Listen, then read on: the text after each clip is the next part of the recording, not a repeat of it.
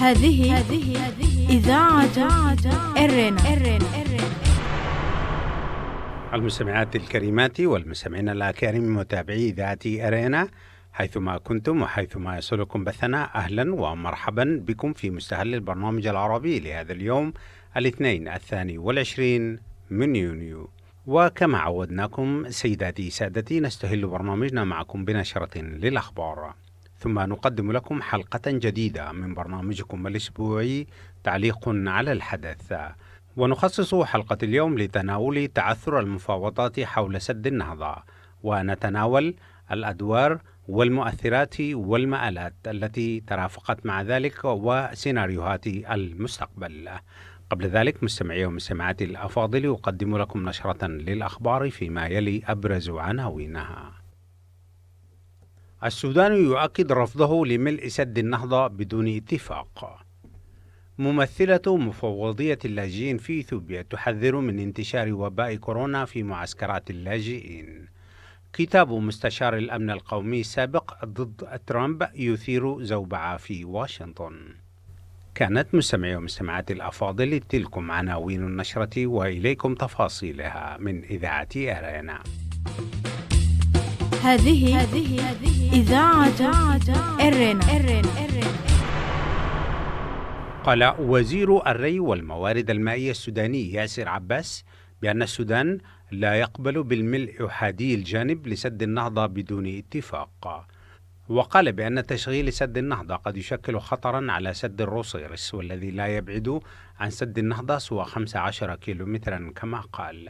وجاء تصريح الوزير السوداني في ظل خلافات فنية بين مصر وإثيوبيا والسودان حول ملء السد، والذي هددت إثيوبيا في حال عدم التوصل إلى اتفاق إلى ملء بحيرة السد دون موافقة مسبقة من كل من السودان ومصر.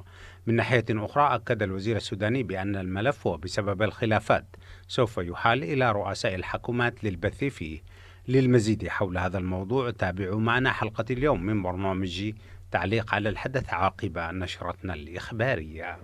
قالت السيدة آن كونتر ممثلة المفوضية العليا لشؤون اللاجئين في إثيوبيا بأن احتواء لانتشار محتمل لوباء كورونا في معسكرات اللاجئين قد يكون تحديا صعبا. جاء تصريح المسؤولة الأممية بعد اكتشاف حالة إصابة لطفلة إريترية ورجلين إريتريين بالفيروس في معسكر عدي حروش في 9 من الشهر الجاري. وتشير الأنباء بأن معسكرات اللاجئين والتي تضم أعدادا كبيرة من اللاجئين الإريتريين خاصة في شمال إثيوبيا معرضة لانتشار واسع للمرض، وأن ذلك يمثل تحديا حقيقيا للمنظمة الدولية خاصة في ظل الظروف الصحية الراهنة. أثار الكتاب الجديد لمستشار الأمن القومي السابق جون بولتون الجدل في العاصمة الأمريكية واشنطن، والكتاب الذي صدر مؤخرا تحت عنوان الغرفة التي شهدت الأحداث يصف الرئيس ترامب بأنه غبي وممل ولا يملك أدنى المعلومات الجغرافية، بل يورد معلومات مثيرة للجدل حول عدم معرفة الرئيس الأمريكي بأن بريطانيا دولة نووية، ثم تصريحه بأنه ينوي الاحتفاظ بالرئاسة لأكثر من فترتين رئاسيتين، وأنه وافق على قيام الصين ببناء معسكرات تجميع لمسلمي الويغور المضطهدين هناك. واتهم البيت الأبيض من جانبه جون بولتون بأنه خائن لإفشائه أسرار الرئيس الذي عامل تحت إمرته. بهذا الخبر من واشنطن نكون وإياكم قد وصلنا إلى نهاية نشرتنا الإخبارية، وهذا تذكير بأبرز عناوينها. إذاعة إرينا، صوت مستقل لإريتريا. السودان يؤكد رفضه للملء أحادي الجانب لبحيرة سد النهضة بدون اتفاق. ممثلة مفوضية اللاجئين في إثيوبيا تحذر من انتشار وباء كورونا في معسكرات اللاجئين. وكتاب مستشار الأمن القومي السابق ضد ترامب يثير زوبعة في واشنطن. استمعتم فيما مضى مستمعي ومستمعاتي الأفاضل إلى نشرة للأخبار قدمناها لكم من إذاعة أرينا.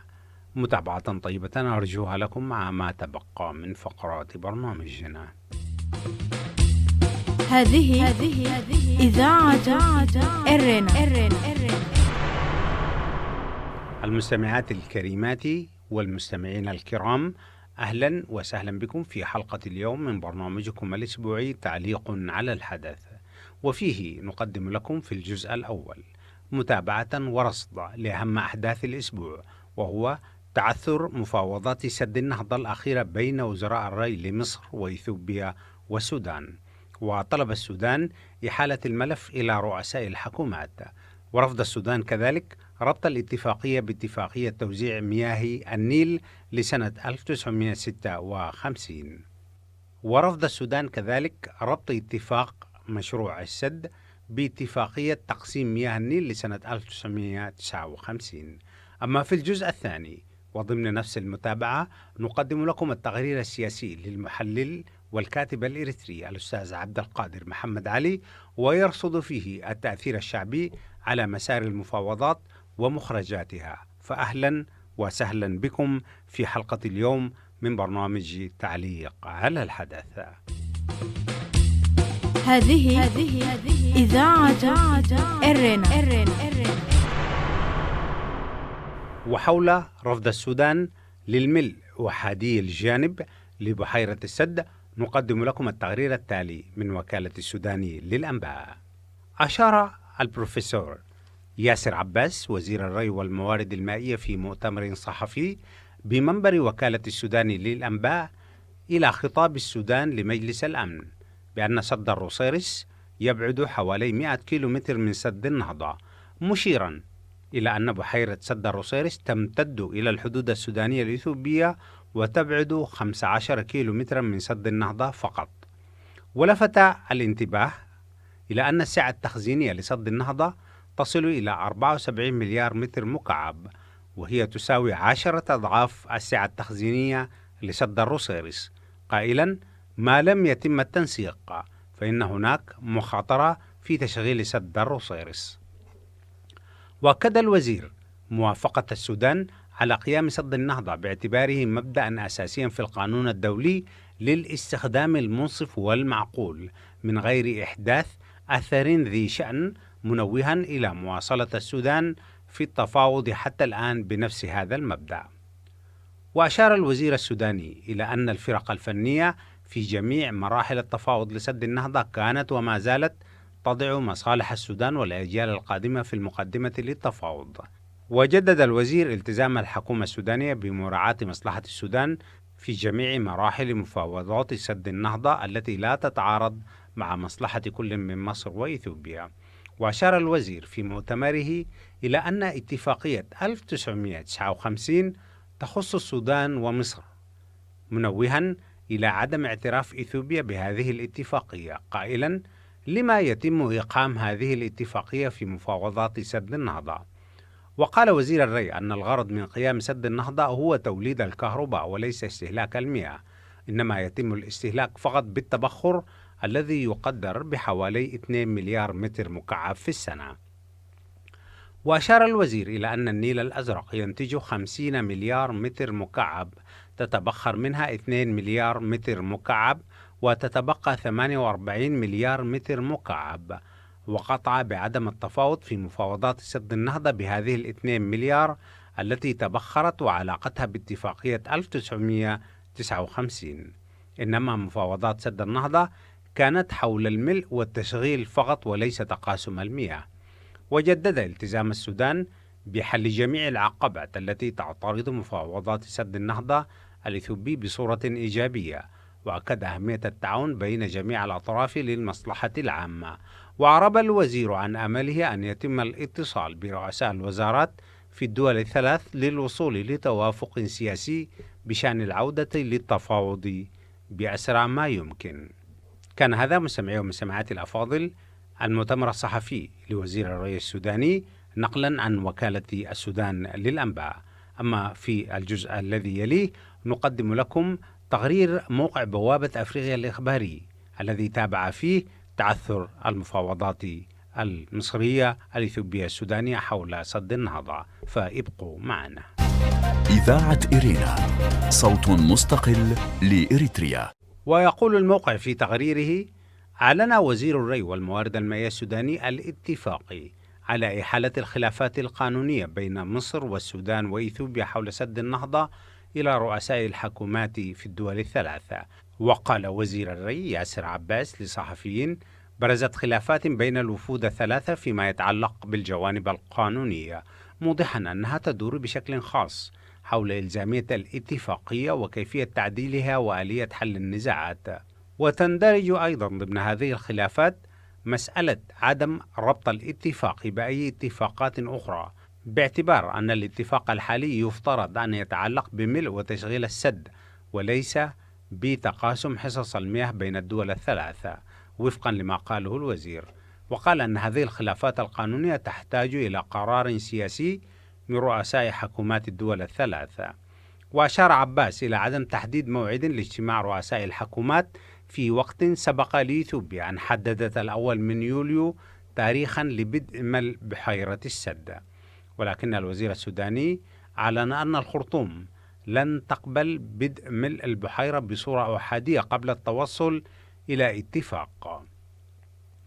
من جهته صرح وزير الموارد المائية والري المصري محمد عبد العاطي بأن مفاوضات سد النهضة التي أجريت على مدار الفترة الماضية لم تحقق تقدما يذكر، وذلك بسبب المواقف الإثيوبية المتعنتة على الجانبين الفني والقانوني، حيث رفضت إثيوبيا خلال مناقشة الجوانب القانونية أن تقوم الدول الثلاث بإبرام اتفاقية ملزمة وفق القانون الدولي، وتمسكت بالتوصل إلى مجرد قواعد إرشادية يمكن لإثيوبيا تعديلها بشكل منفرد. وأضاف الوزير المصري قائلا: اعترضت إثيوبيا في ختام اجتماعات وزراء الري على اقتراح بأن تتم إحالة الأمر إلى رؤساء وزراء الدول الثلاث كفرصة أخيرة للنظر في أسباب تعثر المفاوضات والبحث عن حلول للقضايا محل الخلاف.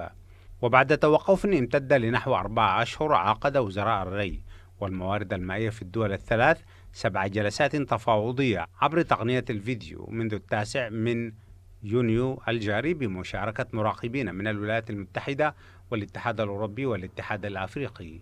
وصار السد الهائل الذي بدأت إثيوبيا ببنائه قبل نحو عقد مصدر توتر بين دول حوض النيل.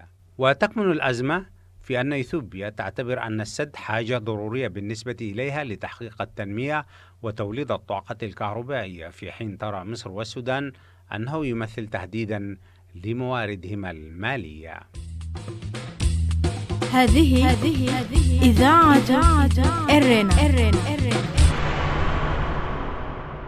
لازلتم مستمعات الكريمات ومستمعي الأكارم تتابعون حلقة من برنامجكم الأسبوعي تعليق على الحدث، ونخصصها لمتابعة تعثر مفاوضات سد النهضة بين الدول الثلاثة.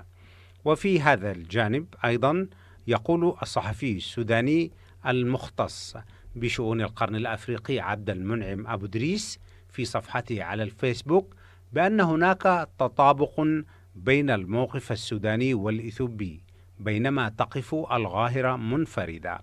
وزير الري في السودان وإثيوبيا أن أغلب القضايا الفنية تم الاتفاق عليها، والخلافات القانونية تحتاج لقرار سياسي، بينما تصر القاهرة أن المفاوضات وصلت لطريق مسدود، وإثيوبيا ترفض إحالة الأمر لرؤساء الوزراء. في إشارة مهمة أخرى، ذكرت سكاي نيوز بأن مجلس الأمن القومي الأمريكي أصدر مساء الأربعاء الماضي بيانا قال فيه أن 257 مليون شخص في شرق أفريقيا يعتمدون على إثيوبيا في إظهار قيادة قوية للتوصل إلى اتفاق عادل بشأن سد النهضة. ينبغي مستمعات الكريمات ومستمعي الأكارم الإشارة إلى أن ما يزيد التوتر خاصة بين مصر وإثيوبيا هو إعلان مسؤولين إثيوبيين بارزين أن بلادهم سوف تبدأ في ملء سد النهضة في يوليو المقبل بغض النظر عن التوصل إلى اتفاق مع مصر من عدمه. وتشير التقارير إلى اكتمال 3/4 أعمال البناء في السد الذي تخشى مصر وهي دولة المصب من أن يؤدي إلى تقليص حصتها من إمدادات المياه بشدة. وذكرت وسائل إعلام حكومية إثيوبية أن مسؤولين بارزين بقيادة رئيس الوزراء أبي أحمد يناقشون تقريرا قدمه وزير المياه والري والطاقة سلاشي باكالي بشأن التقدم المحرز في بناء سد النهضة الكبير بمشاركة مسؤولين آخرين، من بينهم نائب رئيس الوزراء دمقي موكنن ووزير الخارجية جيدو أندراكاتشو ورئيس أركان الجيش الجنرال آدم محمد. وأشار تقرير الأداء الذي قدمه سلاشي إلى أن الجزء المعني بالهندسة المدنية من السد اكتمل بنسبة 87%، بينما بلغت نسبة التقدم المحرز في بناء السد 73%. وأوضح التقرير انتهاء أعمال الاستعداد لبناء المرحلة الأولى لملء بحيرة السد اعتبارا من أول يوليو. كما نقلت أنباء عن سلاشي قوله أن إثيوبيا كانت تعد تقريرا للرد على الشكوى التي قدمتها مصر لمجلس الأمن الدولي.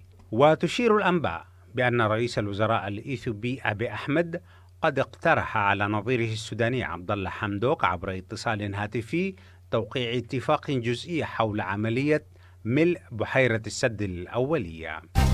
إذاعة إرينا، صوت مستقل لإريتريا. استمعتم في الجزء الأول سيداتي سادتي إلى تقارير ترصد الوضع الذي وصلت إليه التطورات بخصوص سد النهضة، وفي زاوية أخرى ضمن تعليقنا لهذا اليوم سوف نرصد العوامل الخفية المؤثرة على مفاوضات سد النهضة، والتي لا يمكن التقليل من تأثيرها العميق، خاصة وأن المخاوف تزداد على المستوى الإقليمي والدولي من نذر أزمة دولية كبيرة في المنطقة على خلفية المواقف المتشددة لكل من مصر وإثيوبيا بشكل خاص. ولرصد هذه التأثيرات نقدم لكم تقرير المحلل السياسي الإريتري الأستاذ عبد القادر محمد علي تحت عنوان الضغط الشعبي عامل خفي يؤثر في مفاوضات سد النهضة، وهو منشور على موقع TRT، فأهلا وسهلا بكم مجددا. ويقول الأستاذ عبد القادر محمد علي: تحول سد النهضة ومفاوضاته من قضية سياسية تناقش ضمن غرف المفاوضات المغلقة إلى موضوع يستحوذ على اهتمام الرأي العام في الدول المعنية به. ومع كل جولة تفاوض جديدة وفي الاستراحات بينها بات واضحا حالات الحشد والحشد المضاد على الوسائل الإعلامية المختلفة، لا سيما ضمن منصات التواصل الاجتماعي التي تعج بمختلف أنواع السجالات، بدءا من النقاشات النخبوية المتعلقة بالتفاصيل الفنية إلى المهاترات الشعبية التي تتمترس وراء ذخيرة من الأفكار حول حقوق مصر التاريخية وحقوق إثيوبيا التنموية. هذه إذاعة إرينا. سد النهضة ترند الشارع الإثيوبي. ولد مشروعا قوميا، هكذا يوصف سد النهضة في إثيوبيا، فقد كان من بنات أفكار رئيس الوزراء الإثيوبي الراحل ملس زيناوي، الذي عمل على إيجاد مشروع وطني جامع للقوميات الإثيوبية 83، وبالعديد من الإجراءات التي استهدفت إشراك المواطنين في تمويل إنشائه كاليانصيب واقتطاع جزء من رواتب موظفي الخدمة المدنية. تركز السد في بؤرة الوجدان الشعبي في البلاد، ومما زاد من تأثيره كونه ركيزة للتنمية المتوقعة مستقبلا في إثيوبيا، حيث يتوقع أن ينتج طاقة كهربائية تبلغ 6000 ميجاوات، وهي كمية تفيض عن حاجة الاقتصاد الإثيوبي. ستستفيد منها إثيوبيا ببيع هذا النوع من الطاقة إلى دول شرق أفريقيا المتعطشة إلى الكهرباء لإدارة مشاريع التنمية فيها، وهو ما سيوفر لإثيوبيا بجانب العائد الاقتصادي نفوذا سياسيا في تلك المنطقة من العالم.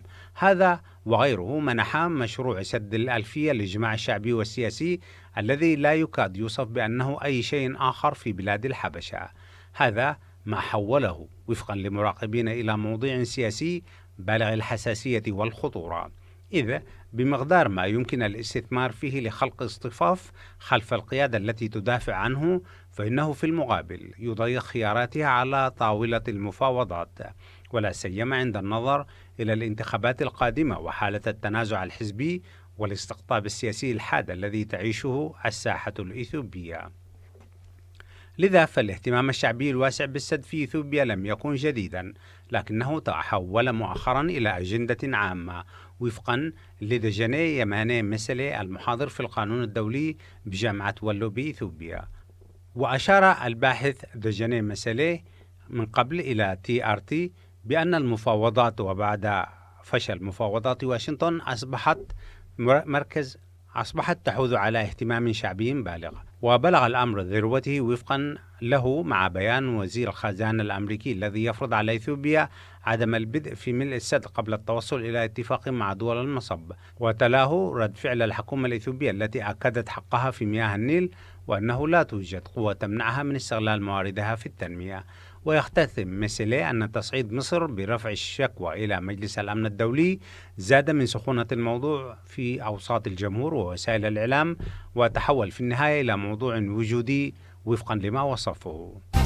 إذاعة إرينا، صوت مستقل لإريتريا. وفي المقابل يرى الصحفي المصري محمود أبو بكر في إفادته لTRT بأن موضوع سد النهضة هو قضية أمن قومي، فهي تمس شريان الحياة الرئيسي لدى المصريين، مضيفا أن مصر بدأت المشاركة في الاجتماعات، ولكن طول أمد التفاوض وعدم التوصل إلى اتفاق سريع وحاسم جعلها قضية شعبية، خاصة مع ضغط الإعلام المحلي المصري والعربي، فأصبحت حديث الناس في الشارع.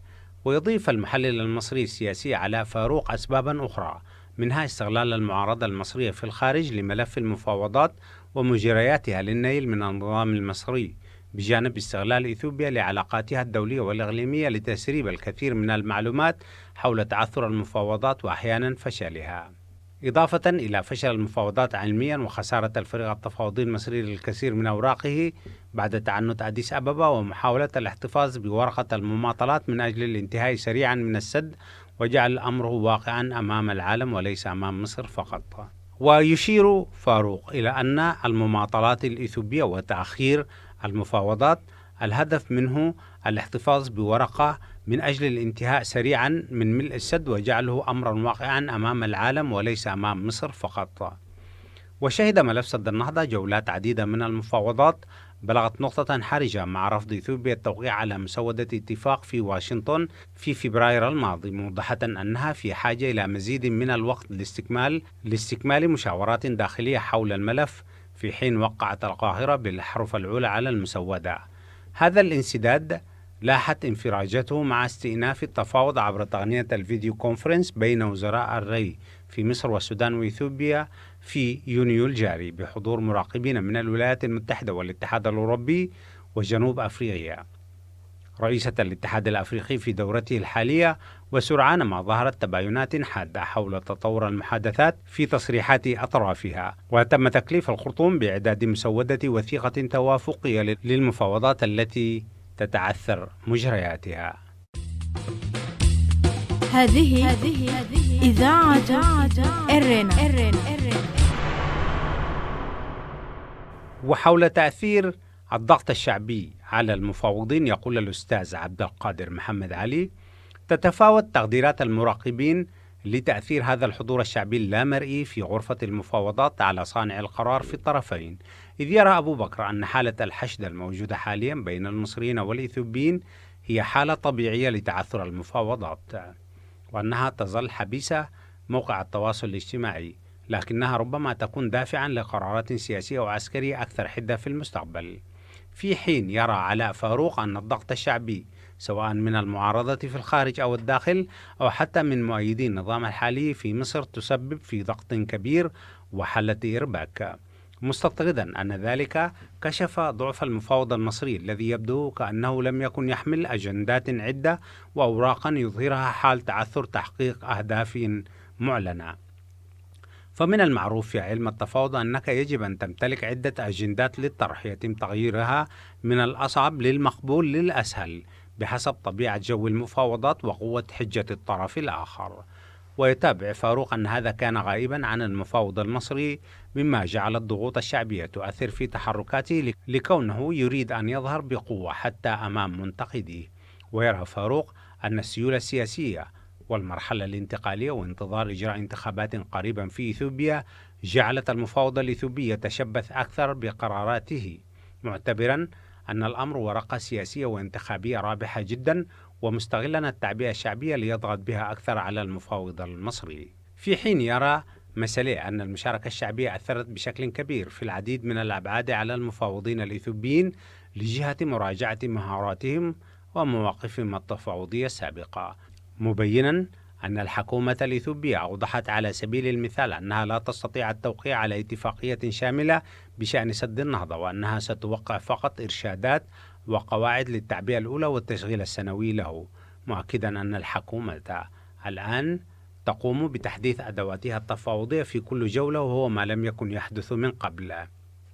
وبينما تتخوف مصر من تأثير سلبي محتمل لسد الإثيوبي على حصتها السنوية من مياه النيل الذي يشكل موردها المائي الأساسي، تقول أديس أبابا أنها لا تستهدف الإضرار بمصالح مصر، وأن الهدف الأساسي من بناء السد هو توليد الكهرباء. استمعتم مستمعي ومستمعات الكريمات في الجزء الثاني من برنامجكم الأسبوعي تعليق على الحدث إلى تقرير المحلل السياسي الإريتري الأستاذ عبد القادر محمد علي تحت عنوان الضغط الشعبي عامل خفي يؤثر على مفاوضات سد النهضة. وبذلك نكون مستمعات الكريمات ومستمعي الأكارم قد وصلنا إلى نهاية فقرات برنامجنا، والتي نأمل أن نكون قد غطينا فيها المفاوضات الفنية المتعلقة بملء بحيرة سد النهضة والخلاف المصري الإثيوبي وتداعياته ومآلاته المستقبلية. ونعدكم أيضا بأننا سوف نغطي هذا الملف بالمزيد من المتابعات في اللقاءات والتحقيقات التي تجريها إذاعة أرينا. وقبل الختام مستمعات الكريمات ومستمعي الأكارم، أذكركم دوما بأنكم يمكنكم الكتابة إلينا والتواصل معنا على البريد الإلكتروني arabicirena@gmail.com. إذاعة إرينا، صوت مستقل لإريتريا. وحتى الملتقى بكم في حلقة جديدة من برنامج تعليق على الحدث الأسبوعي والبرامج الأخرى لإذاعة إرينا. لكم من محدثكم فتحي عثمان، ومن زملائي في الإذاعة أطيب التحايا، ودمتم في رعاية الله وحفظه وأمانه. هذه إذاعة إرينا.